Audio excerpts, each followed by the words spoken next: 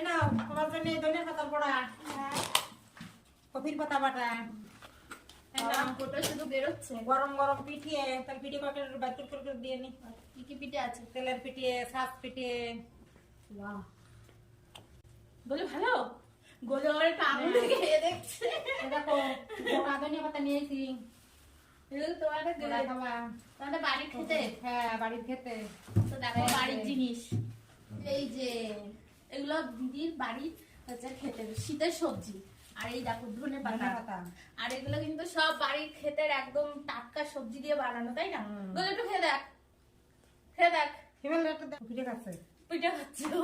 তো দেখো বন্ধুরা, আমি বানিয়েছিলাম মাছের চপ। তো চলো, আমি এই রেসিপিটা তোমাদের শেয়ার করিনি, আমি বর দিয়েছে সেই জন্য স্পেশালি বানিয়েছিলাম। তো দেখো সস দিয়ে খাচ্ছে, খেতে কিন্তু অসাধারণ হয়েছে।